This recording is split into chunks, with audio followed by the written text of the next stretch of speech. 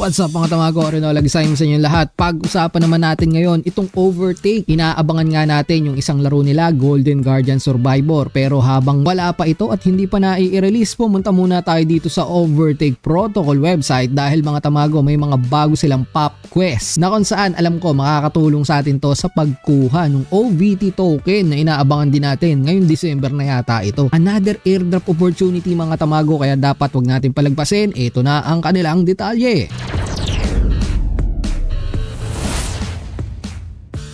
Syempre, update ko kayo rito mga tamago, no? Kasi opportunity na naman sa atin to para makakuha nga nito OVT points. Convertible po yan dun sa token nila which is OVT. Sabi, December daw ilalabas na to eh. Pero sa ngayon habang wala, mag-grind na muna tayo rito nung kanilang mga pa-social tasks. So, kailangan lang naman natin gawin is mag-login nga dito sa inyong account. Kung wala pa po kayo dyan, andyan ang aking referral link sa description box and ipipin ko na rin po sa comment section. Abot na abot pa kayo sa grinding dito mga tamago, no? So, pumunta lang tayo dito under ng earn tab, pop quest, and andito na nga, check natin. Meron sila mga partnership dito katulad nito, Parabox, Tokyo Beast. At syempre itong kanilang GG Survivor mga tamago, may mga task na rin po dito. Meron pang iba dyan kasi ito sa EOS Gold meron din sila 20 days left para makuha nyo tong Intela X Adventurer. So ito pong mga cards na to mga tamago, itong nakikita yung artwork na yan po ay mga NFT na kung saan mapapapunta sa inyong Immutable X Passport. So NFT yan, and I'm sure sa mga future updates nila magkakaroon ng halaga itong mga to kasi NFT siya, pwede siyang ibenta. So baka magkaroon po ng magandang perks and benefits lalo na dun sa mga bonuses, mga in-game items na kinakailangan natin para tayo lumakas in-game. Kung makikita nyo nga rito mga tamago, meron din dito sa Somnis Rumble Rush dati ito, buy one Somnis Mystery Box Equipment. So once na nakakuha po kayo nyan, magkakaroon kayo nito Lord of Equipment na epic, and syempre makaka-achieve kayo ng points which is 25,000 AP. So ito pong AP points na to ay mapupunta dito, no? At maidadagdag dun sa ginagrind nga natin. Meron din dyan yung mga hindi nyo naman kailangan gumastos pero mag-collect lang kayo nito. Katulad nito, logs, pre-sim, sa in-game po yan maglalaro lang kayo ng Somnis Rumble Rush. Pero sabi ko nga, ang iniintay ko talaga dito ay ito, si GG Survivor mga tamago. So ito, Join Overtake Game Fest Airdrop Campaign. Ito po yung uunahin ko dyan. 5,000 AP points ang madadagdag kapag ka nagawa ko at na-mint ko itong NFT na to. Free mint naman yan, wala kayong gagastusin sa gas fee. So join Overtake on Telegram. Then balikan mo lang to mga tamago, no? Kailangan nyo rin po dito mag-follow sa Overtake on X, join Overtake Discord, follow nyo lang to GG Survivor sa Twitter. Ito na rin yung red one, malapit na rin yata nilang ilabas to. Follow Somnis on X, like, retweet, comment on X. So puro social task lang to mga tamago, and mamimit nyo na nga itong NFT na to. Once you're done mga tamago, click nyo lang po ito, check eligibility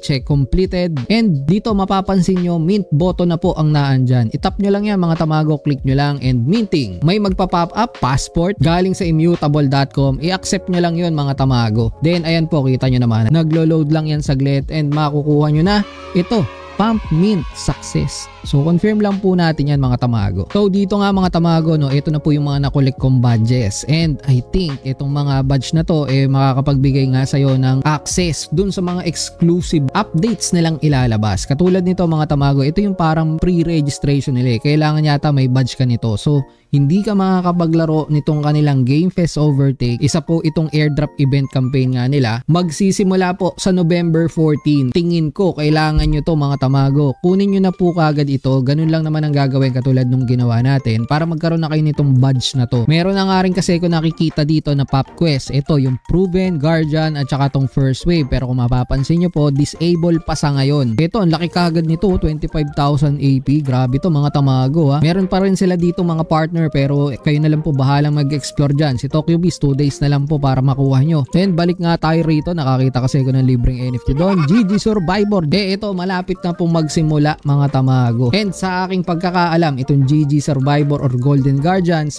sa Telegram po ito malalaro. So get ready mga tamago, November 14 baka maging available na to. Mag-a-announce ulit tayo dyan sa ating community. Sabi nga nila rito mga tamago, ito raw yung pinakamalaking event nila na gagawin this year, and 0.5% of the OVT supply will go towards dashboard activities. Meron din 4.5%, mas malaki po ito, total supply ng OVT go towards Golden Guardian Alliance Survivor Launch Pool. So grabe to mga tamago. Ito token na pinag-uusapan dito at ayan na nga, kagaya ng sinabi ko kanina, sa Telegram ito, casual, hyper casual game na pwede nating ma-access. Lalong lalo na kapag ka meron ka nung badge na tinuro ko nga sa inyo. Kunin nyo na po yun. Meron nga sila ditong article sa Medium mga tamago, no. Mababasa nyo po rito lahat ng detalye nitong aking pinagsasasabi regarding dito kay Overtake Game Fest Play to Airdrop event nila. And on November 14 mga tamago, simula na ng pag-grind na naman natin ng isa na namang airdrop dito sa Play to Earn NFT World. So hanggang dito na lang tong episode na to, at please don't forget to like, subscribe, hit the notification bell para lagi kang updated dito sa mga balitang Play to Earn. Tulad sa Mike Tamago at ingat kayo, Tamago